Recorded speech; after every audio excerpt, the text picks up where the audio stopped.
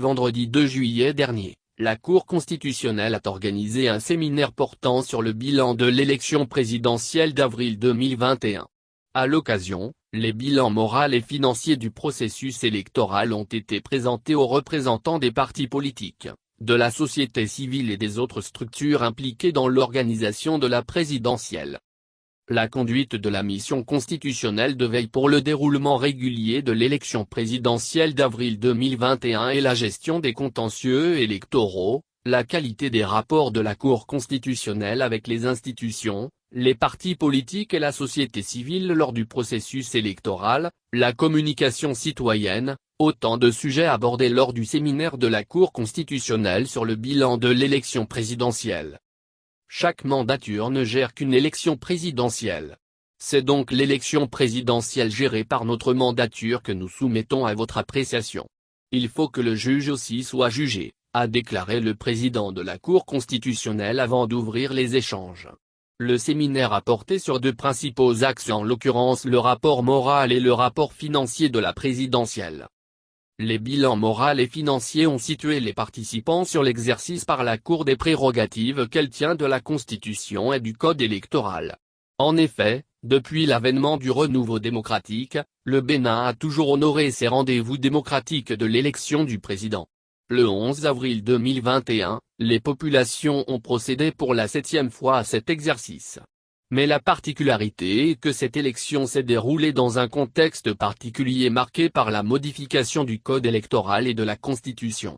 Il était donc opportun que la Cour constitutionnelle fasse le bilan de la gestion de la présidentielle dans ce contexte délicat. Pour Gilbert Bangana, président du COLEPI, il est de bon ton que chaque acteur impliqué dans le processus électoral fasse son bilan.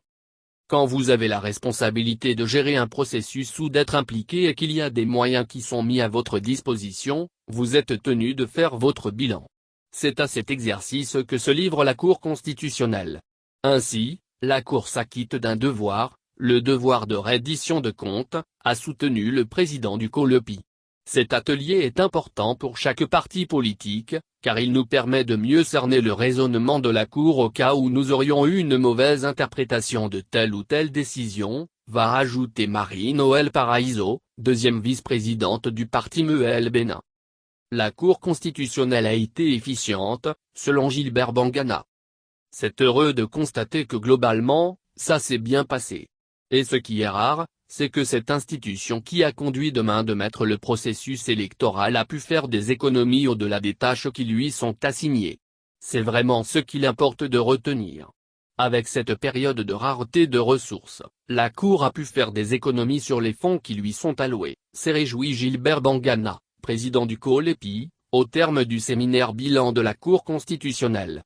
Il ajoute, la mission a été accomplie et les objectifs ont été atteints à moindre coût.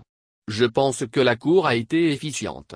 Pour le président de la Cour constitutionnelle, la haute juridiction a accompli sa mission avec le souci de rester conforme à la Constitution. Il a exprimé la gratitude de la Cour à la CENAC, aux partis politiques et à la société civile pour la bonne collaboration lors du processus électoral. Il rassure de l'intérêt que la haute juridiction portera aux recommandations des participants pour l'amélioration de la prestation de la Cour lors des échéances à venir.